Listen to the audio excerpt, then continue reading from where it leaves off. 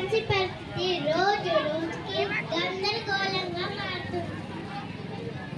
మన ఝాన్సీ పరిస్థితి రోజు రోజుకి గందరగోళంగా మారుతుంది. బ్రిటిష్ వాళ్ళు మళ్ళీ కొత్త ఆదేశాలు తెస్తున్నారు. వాళ్ళకి మన సంస్కృతి సంప్రదాయాలు అన్నీ అర్థం కావటం లేదు. మన భూములు కూడా మన చేతిలో ఉన్నవని అంటున్నారు.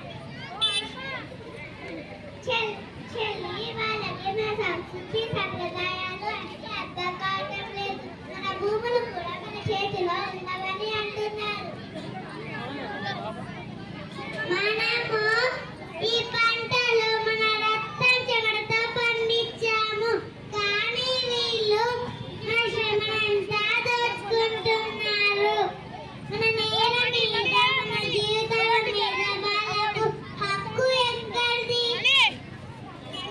ప్రజలారా, మనకి మన మహారాణి గారు దారి చూపుతారు. మనమందరం మన మహారాణి దగ్గరికి వెళ్ళడం మంచిదని భావిస్తున్నామా? అలాగే మంత్రి గారు.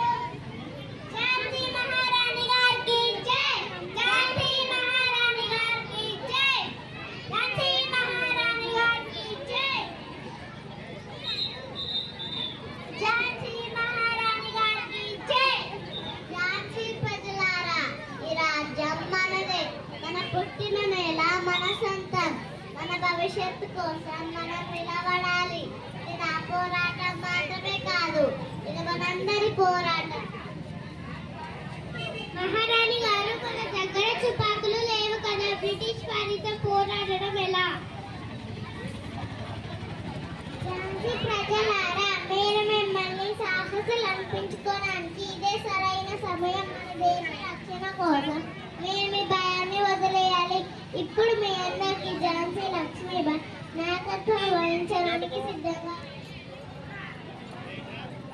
నన్ను ఝాన్సీ రాణిగా చూడకండి. నేను కూడా మీతో సమానమైన భారతీయురాలని.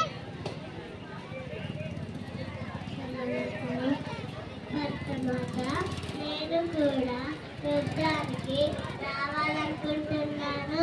ఈ భూమి కోసం నేను ఏదైనా చేస్తాను. నా చిన్నారి, నీలో భవిష్యత్తు ఉంది. నీ ధైర్యం ఇతరులకు స్ఫూర్తినిస్తుంది. ఈ భూమి మనది కదా, వారెందుకు లాక్కెళ్తున్నారు? ఏం కాదులే అమ్మా. మనకి మన మహారాణి గారు ఉన్నారు. ఆయన మనకు మార్గం చూపుతుంది. ఆయన మన ధైర్యం. దేనికి భయపడవద్దు.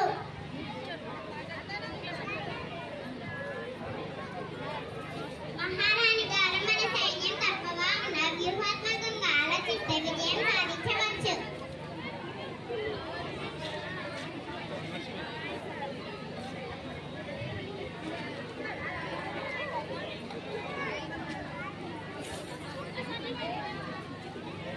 ఝాన్సీ మహారాణి గారు గుర్రంపై ఎక్కి కత్నాన్ని పట్టుకొని పోరాడేటప్పుడు ఇంట్లో కూర్చొని చూడలేదు. నాది కూడా అదే మాట.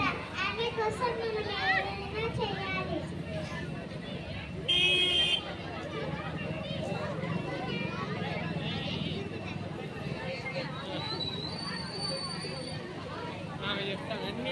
ఝాన్సీ ప్రజలారా, ఇక్కడ మగవాళ్ళు మాత్రమే కాదు, పిల్లలు మహిళలతో సహా ప్రతి ఒక్కరూ సైనికుల్లా మారాలి. ధైర్యంగా ముందుకు సాగాలి.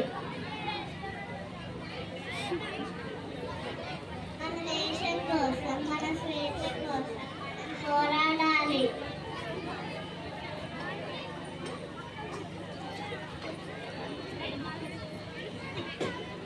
లక్ష్మీబాయి కేవలం ఝాన్సీకి రాణి మాత్రమే కాదు, లొంగున కమాండర్. ఈ గుండెల్లో రగులుతున్న జ్వాలలే భరత మాతకి ఊపిరి. నన్ను ఝాన్సీ రాణిగా చూడకండి. నేను కూడా మీతో సమానమైన భారతీయురాలని. అందరూ